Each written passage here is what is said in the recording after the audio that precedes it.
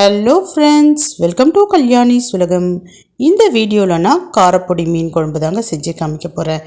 இது பொடி வகை மீன் தான், பட் இதனுடைய மகத்துவம் ரொம்பவே பெருசு.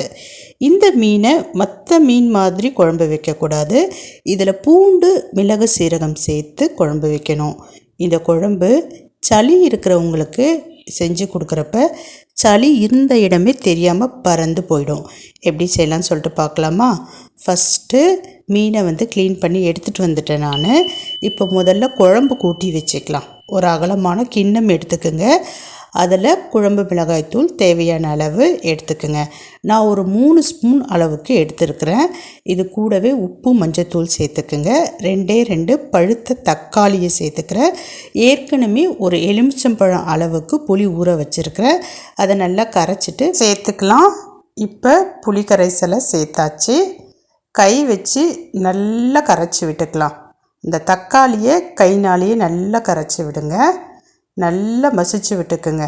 இப்போ குழம்பு மிளகாய்த்தூள், உப்பு, மஞ்சத்தூள், புளி கரைசல் எல்லாத்தையும் சேர்த்து நல்லா கரைச்சி குழம்பு கரைசலை நம்ம ரெடி பண்ணிட்டோம். இப்போ இது கூட தேவையான அளவு தண்ணி சேர்த்துக்கிறேன். பாருங்கள், குழம்பு கரைசல் ரெடி ஆகிடுச்சு.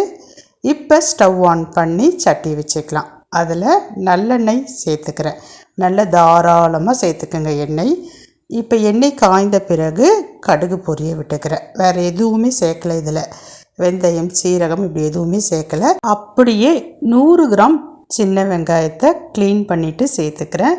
கூடவே கொஞ்சமாக கருவேப்பிலை மட்டும் சேர்த்துக்கிறேன். அவ்வளோதாங்க. இதில் வேறு பச்சை மிளகாய் அதெல்லாம் எதுவுமே சேர்க்கலை. இப்போ இந்த சின்ன வெங்காயத்தை மட்டும் நல்லா வதக்கிக்க போகிறோம். அதாவது கொஞ்சம் கலர் சேஞ்ச் ஆகணும். அந்த அளவுக்கு வெங்காயத்தை நம்ம வதக்கிக்க போகிறோம். இந்த வெங்காயம் வதங்கிறது மட்டும்தான் இதில் வேலையே. நம்ம ஏற்கனவே குழம்பு கரைசலை ரெடி பண்ணிட்டோம். பாருங்கள், இந்த அளவுக்கு சின்ன வெங்காயத்தை வதக்கிக்கிங்க. இப்போ நம்ம ஏற்கனவே குழம்பு கரைசல் கூட்டி வச்சுருக்கோம் இல்லைங்களா, அதை இது கூட சேர்த்துக்கலாம். சேர்க்கறதுக்கு முன்னாடி நல்லா மிக்ஸ் பண்ணிக்கிங்க.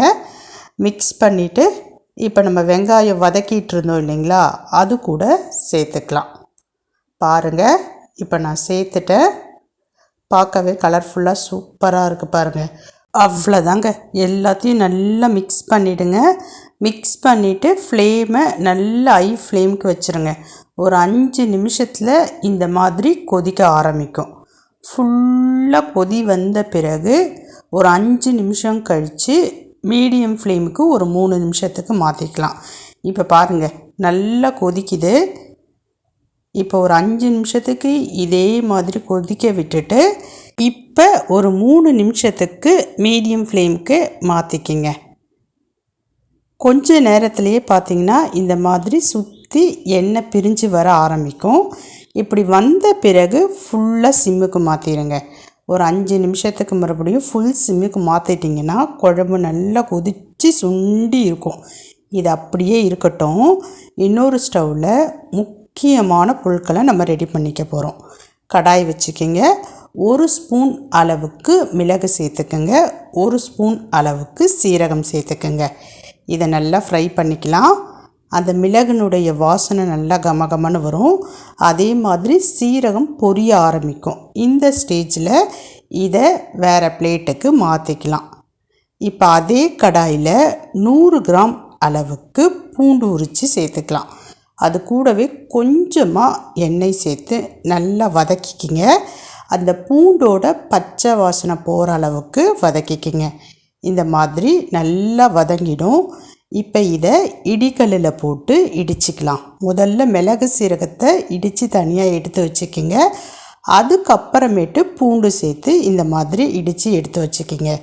இப்போ குழம்பு கொதிச்சிக்கிட்டு இருக்கு இல்லைங்களா, அந்த குழம்புல நம்ம இடித்து வச்ச மிளகு சீரகம், பூண்டு இதை சேர்த்து நல்லா மிக்ஸ் பண்ணிவிடுங்க.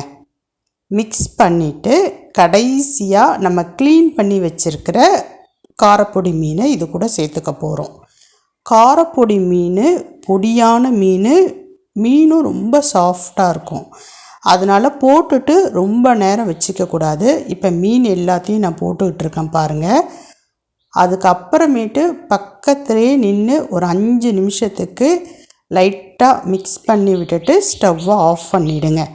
அவ்வளோதாங்க, சூப்பரான காரப்பொடி மீன் குழம்பு ரெடி.